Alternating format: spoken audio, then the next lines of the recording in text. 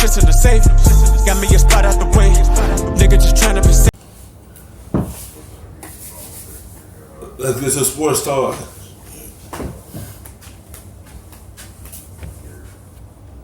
In the immediate future for Kawhi Leonard to play in back-to-back game scenarios, and they've shared his medical information with the league office. The league agrees that he is an injured player and doesn't fall under the rest policy, and so you're going to see them be very conservative with Kawhi Leonard throughout this regular season and do what Toronto did last year, which is get him ready to make a championship run in the springtime.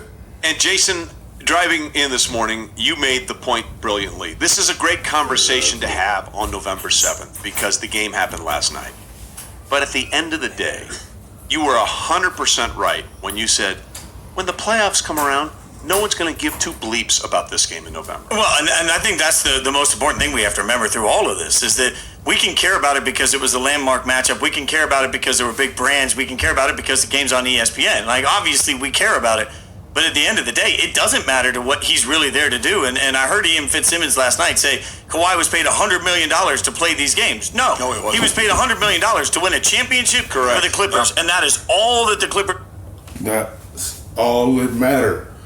It's not to play every game. They pay him that money to be healthy, bring a championship to the Clippers. They ain't pay him to play every week. He gotta have rest due to his medical history, his injured history. They gotta be conservative and make sure he's 100% come playoff time. They ain't pay him to play every game. They paid him to bring that title to the Clippers for the first time. They pay him to be ready to play, not play every game. He understands the fans is not gonna like it, but the team gonna do the best for their player. They is not going to put him out there every game and play due to the injury history. You gotta think about the player. You can't think about the outside noise. What this gonna do for our team down the line? Y'all see Toronto ain't care about it. We gonna do the best for us and look at the result at the end of the year. A championship. Because they played it smart, but let him rest.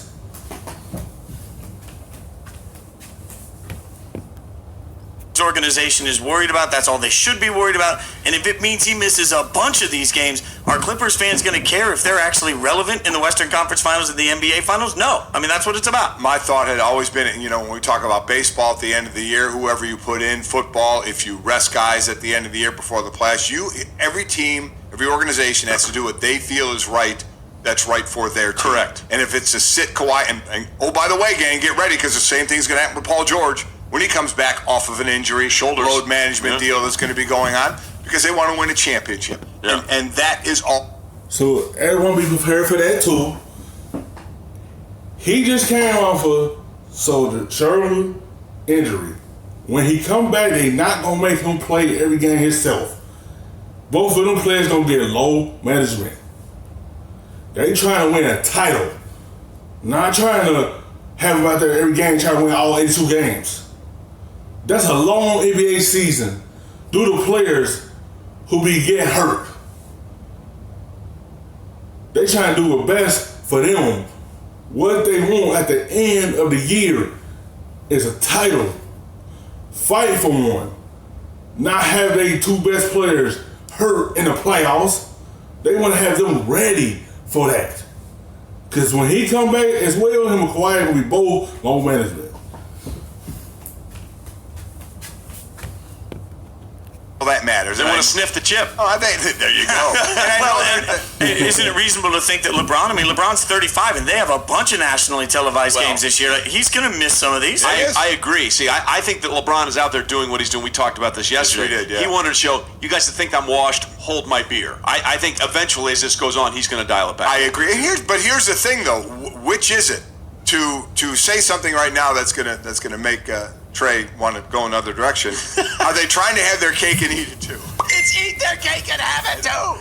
Are they? Is it load management or is it a knee? Right. Because now the league is saying, well, wait a minute, it's an injury, so it doesn't have to fall under the rest policy. But if you look at it, it says load management knee. So they're trying to get the rules of the load management invoked in this, but they're trying to say that it shouldn't be invoked in this because it's actual knee injury, so you don't fall under the load management rules. Well, what I don't know is what are the requirements for a player on each of those lists, because I wonder, and I don't know that. I hope we can get some insight on it. I've been trying to this morning, but it's early. What I don't know is people are returning your calls. Yeah, 443. it's amazing.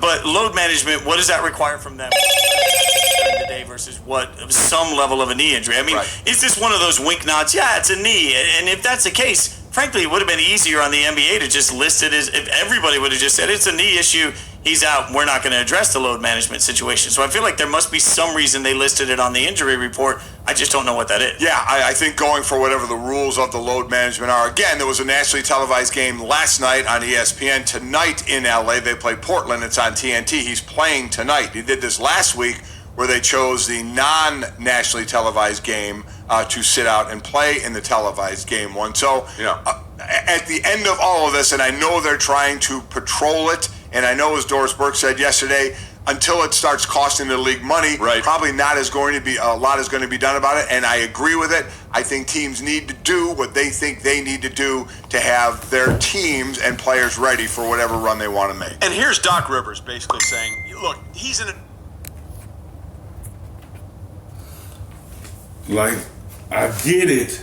It's going to cost the NBA money. But these players can keep risking their body like that. They need this tight rest for their team. You can't have them going out there playing every game. And you know their history. They got to be smart with it. We got to rest our body and make sure we are good coming at the right time. They'll know what we going for.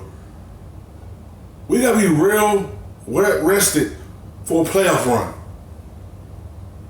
They know y'all gonna lose money, but at the same time, they gotta make sure their player is good.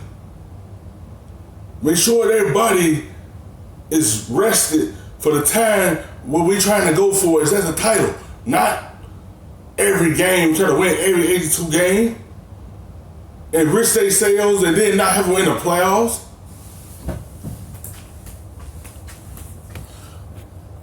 Possible situation, because not only is he the head coach of the Clippers, as a head coach, you're an ambassador for the league. You are. So he has to play both sides, and let me just say, Doc did that brilliantly here. Listen, I'm a fan of basketball as well, not just the coach.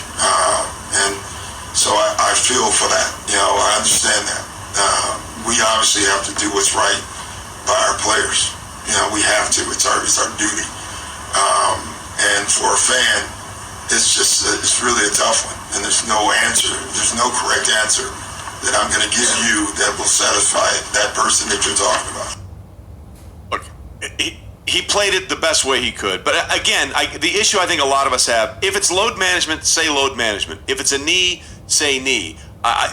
You're 100% right. Doc has to play it both ways. Sure. But the team, the Clippers as a team, should be more clear in their delineation of what this is. I think that's fair. Well, and again, I'll go back to Doc. You're right. He has to do this because when he speaks correctly for the league there. He also reminds the player, hey, I've got your back. Right. But most importantly, Hundo. like we said earlier, Hundo. I mean, for Doc, at the end of the year, he's not going to be hired or fired based on how they did in the middle of November against the Bucks, but he will be based on how they did as the season went on. So, this has to be a key to how they move forward with this Clippers organization. And there's always going to be a way around. Exactly. Right? They're always going to do what they want to do in this situation. Yeah. And again, I really hope we get legs on because the NBA in the 80s and 90s, my God, you better come with a body bag. So they were throwing elbows and knees. Is it a fair argument to say because we did it then you should do it now? We know we're advanced in a lot of things. The more you learn, a lot of ways. Yeah. Exactly right. Yeah. And they were flying coach. I mean, who does that? My God. Thanks for watching ESPN on YouTube. For highlights and analysis, check out the ESPN app.